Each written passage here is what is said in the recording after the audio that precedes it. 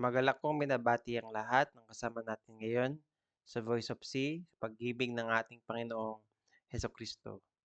Mayroon akong pinapanood ngayon na isang Netflix drama na matagal nang natapos at ngayon ko lang ito inumpisahang panoorin. Ang title ng drama na ito ay Romantic Doctor Kim Sabu. Doon sa last episode, yung direktor at yung doktor na magkaibigan ay naupo at nag-usap.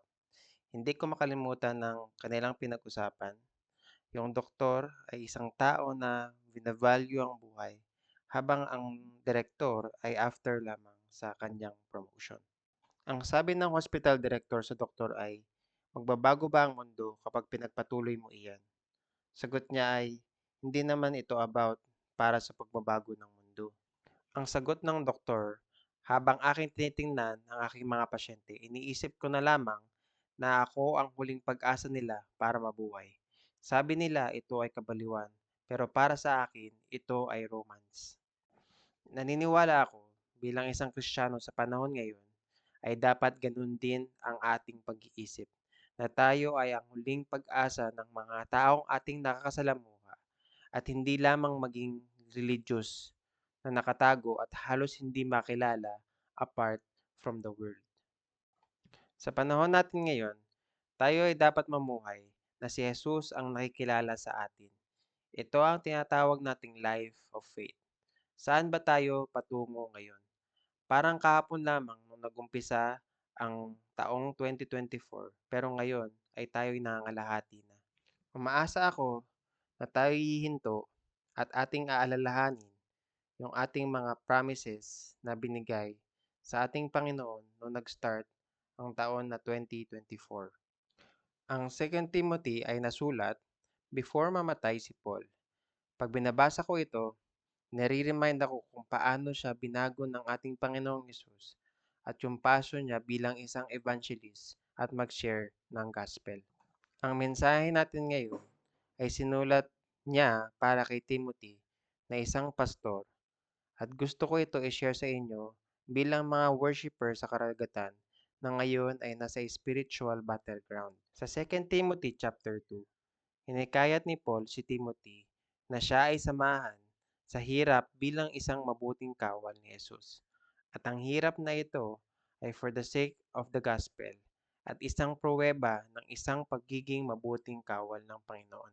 Niremind niya si Timothy na kailangan niyang tandaan at bantayan ang tradisyon ng Christianity na nagmumula pa kay Yesu Kristo. Kasama dito ang pakikibaka against sa mga false teachers na parang isang paminsalang tumor dahil si Jesus lamang ang sapat para sa ating kaligtasan. Binigyan din niya si Timothy ng isang importanteng aral. Hinikayat niya ito na siya ay lumayo at tahakin ang daan ng matuwid, pananampalataya, pag-ibig at kapayapaan sa mga tumatawag sa Panginoon ng may taos puso dahil ganito tayo makibaka bilang isang mabuting kawal ni Jesus. Sabi sa chapter 2 verse 1 to 3, kaya nga anak ko, magpakatatag ka sa tulong ni Kristo Jesus. Ang mga iyong narinig sa akin sa harap ng maraming saksi ay ituro mo rin sa mga taong iyong mapagkakatiwalaan at may kakayahang magturo naman sa iba. Makibahagi ka sa hirap tulad ng isang mabuting kawal ng ating Panginoong Heso Kristo. Gusto ko ibahagi sa inyo ang dalawang importanteng bagay about dito sa paghihikayat ni Paul. Una, binigyan niya si Timothy ng way para maging malakas at matatag kahit na siya ay mahiyain at hindi masyadong makibo, na ang grasya ng ating Panginoon ay matatagpuan lamang sa ating Panginoong Heso Kristo. Sa madaling sabi, hinikayat ni Paul si Timothy na ibahagi kung anuman ang kanyang narinig para sa ibang mga saksi. Pero bakit nga ba hinikayat ni Paul si Timothy upang magturo sa iba? Hindi lamang magturo ng word para sa sarili niyang kaalaman, kung hindi para sila din ay magkaroon ng kakayahang magturo sa ibang hindi nakakaalam. Hinikayat din niya si Timothy upang maging isang mabuting kawal ni Jesus at i-share ang paghihirap. Niremind niya sila na kung sino man ang nasa military ay kailangan malugod ang kanilang mga superiors na nananawagan sa kanila. Paano nanawagan ang Diyos sa atin para malugod siya? Mamuhay tayo sa kanyang kaluguran bilang worshiper sa ministry at service. Merong mga struggle sa buhay Kristiyano. Marami tayong kailangan pagtagumpayan para maisakatuparan yung calling sa atin. May mga oras na nasusukat ito araw-araw. Meron din naman times na nasusukat natin ng faith base sa ating comfort, status at pagmamayari instead na binabase natin ito sa Lord. Paminsan, ang pagsukat na ito ay naglilid sa ating pagdurusa at sakit. Pero malinaw na kailangan nating sumunod. Tandaan na meron tayong pananampalataya upang magpatuloy at piliin ang Lord. Sa verse 14 hanggang 19, hinikayat ni Paul si Timothy na makilala siya bilang isang manggagawa na walang kinahihiya sa harapan ng ating Diyos. Dito nakukumpara ang karakter ng false teacher na nagkukos ng paghihirap sa simbahan sa Epeso sa attitude at karakter ng isang manggagawa na walang kinakahiya sa harapan ng Diyos. Sabi sa 14 to 15, ipaalala mo sa kanila ang mga bagay na ito at pagbilinan mo sila sa pangalan ng Diyos na iwasan nila ang mga debating walang kabuluhan at walang ibinubungang mabuti. Sa halip, ito'y nagpapahamak lamang sa mga nakikinig. Sikapin mong maging kalugod-lugod sa paningin ng Diyos, isang manggagawang walang dapat ikahiya at dapat nagtuturo ng katotohanan. May dalawang klase ng manggagawa ang ating Diyos. Ang isa ay kanyang inaaprobahan at ang isa ay kanyang kinakahiya. Sino ang aprobado at sino ang kinakahiya? Sa passage natin ngayon, matututunan natin na ang iyong mga tumatahak sa buhay ng katotohanan ang approve at walang dapat ikahiya. Gusto kong pagbulayan natin to at i-share kung paano tayo magiging recognized na manggagawa ng ating Panginoon. Una, tayo ay maging worshiper sa gitna ng karagatan na naiintindihan kung ano ang tama. Sa Latin, ang salitang nakakaintindi ng tama at nagtutuwid ng daan ay iisa ang ibig sabihin. Magtuwid ng daan. Ito ay isang phrase na ginagamit ng mga sundalo bago ang giyera sa paghahanda ng daan. Sa literal, pagkatapos nila ihanda ang daan, doon matatagpuan sa dulo ang Roman Empire. Ito ang ibig sabihin ni Apostle Paul. Tayo ang naghahanda ng daan patungo sa katotohanan.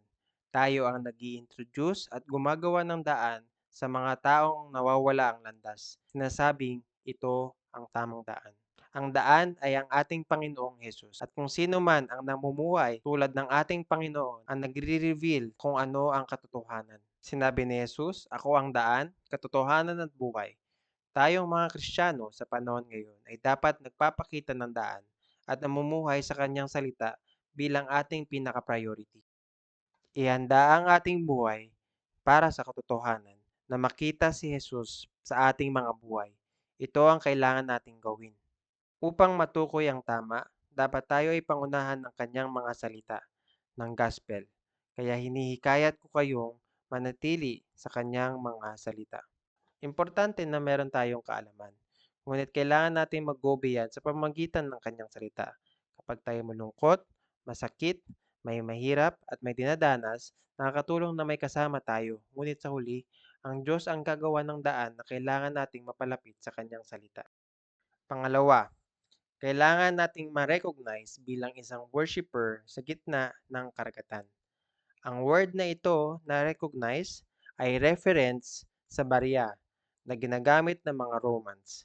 Ang baryang ito ay masusing kinakilatis gamit ang kamay at ito ay dumadaan sa 10 proseso. Sa huli, ang kumikilatis sa barya ay sinisigurado na maayos ang pagkakagawa dito. Pagkatapos, kanya niya itong sineselyuhan at kung hindi, kanya itong tinatapon sa apoy. Kapag ito ay pasado, tinatatakan niya ito gamit ang Emperor's Seal. Ito ay ang documus. Ibig sabihin ay recognize. Habang aking minemeditate ang verse na ito, naisip ko na marami ding ganitong validation sa buhay ng isang Kristiyano. Gusto ko iparating na despite sa mga isinuko natin bilang mga Kristiyano at sa mga persecution na ating kinakarapan, kailangan nating tandaan na may grasya. ang grasya ng krus ni Jesus na binigay sa atin na dapat nating panghawakan. May process of recognition na kailangan. Kailangan nating magpakatatag at mapaglampasan ito. Kahit na walang magbago o hindi man tayo mapansin, patuloy lang tayo sa ating pananampalataya at sa commitment natin sa ating pagsunod.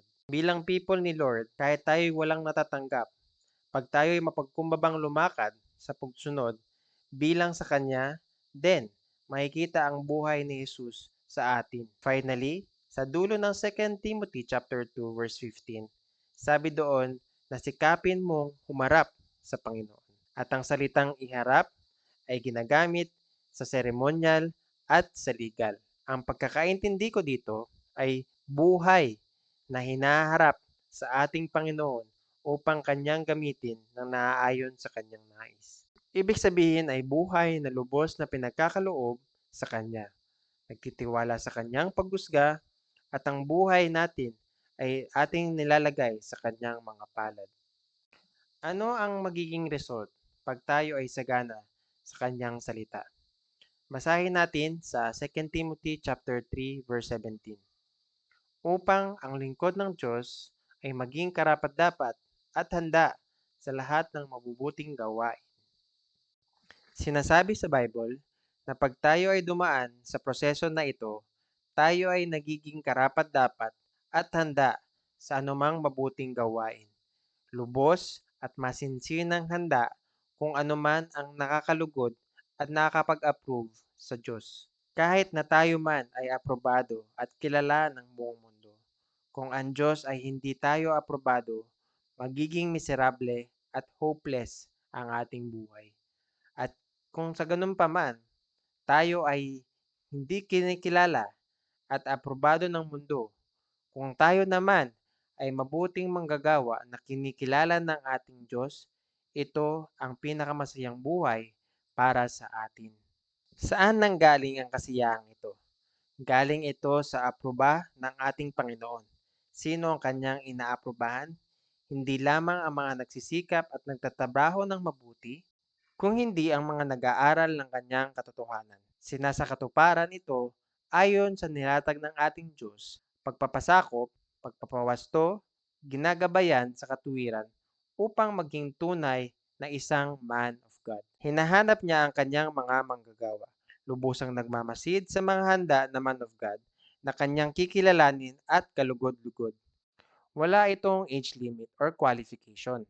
Ang tinitingnan ng Diyos ay ang pagpapahalaga natin sa kanyang salita na higit pa sa ating mga buhay. At kung tayo ay nagsusumikap na sumusunod sa kanyang katotohanan. Ikaw ba ay isang manggagawa na kinikilala ng Diyos or ikaw ay isang nagsusumikap bilang maging isa? Ako ay umaasa at nananalangin na tayo ay tumatayo at sumusunod sa kanyang mga salita nasaan man tayo. Tayo ay manalangin.